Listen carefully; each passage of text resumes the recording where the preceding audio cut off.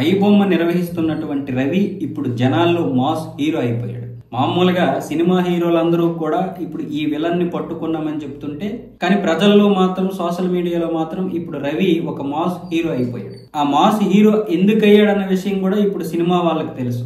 మేము పెంచినటువంటి టికెట్ ధరలు, మేము చేసినటువంటి పనులు, మేము ఈ బడ్జెట్లు పెంచుకుంటూ ఇష్టం వచ్చినట్లుగా ధరలు పెంచేసాం. పైగా స్నాక్స్ ఏవైతే తినుబండారాలు ఉన్నాయో ఈ స్నాక్స్ ధరలు కూడా విపరీతంగా పెరిగిపోయాయి. ఒక మామూలుగా అయితే మల్టీప్లెక్స్ లో ఒక రేటు, సింగిల్ థియేటర్ లో ఒక రేటు ఉండేది. ఇప్పుడు రెండు ఒకే రేట్ అయిపోయాయి. ఇది ఒక పెద్ద మాఫియా.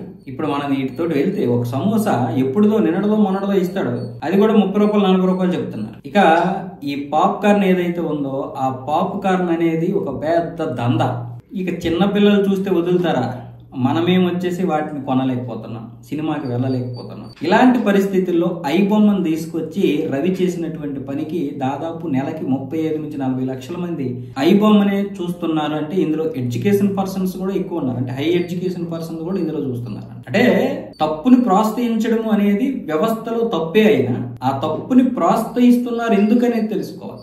ఏదైనా సరే ఒక పిల్లిని ఇంట్లో పెట్టి కొడితే పులవద్దన్న విధంగా ఒక సామాన్యుడి నడ్డి విరిచేసి ఒక సామాన్యుడి యొక్క డబ్బుల్ని ఇష్టం వచ్చినట్లుగా ఇష్టారీతిని దోచుకుంటుంటే వాడు ప్రోత్సహించేటటువంటివి ఇలాంటివే ఉంటాయి.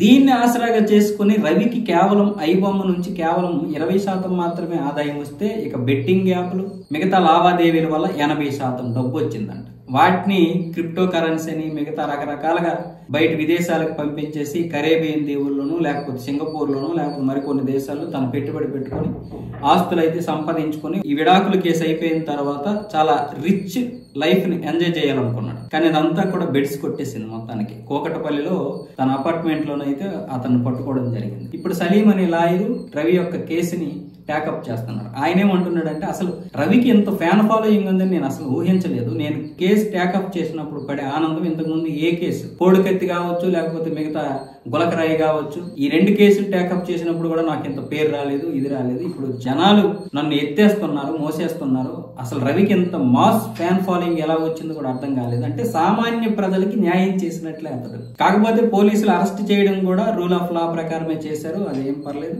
ఈడీ ఇన్వాల్వ్ అయినా కూడా మేము దీన్ని చట్టపరంగానే ముందుకు వెళ్తామని సలీం అయితే చెప్తున్నాడు. మొత్తానికి అందరూ కలిసి అంటే సినిమా వాళ్ళే రవిని మాస్ లీడర్ని చేశారు. ఇందులో ఎటువంటి సందేహము లేదు.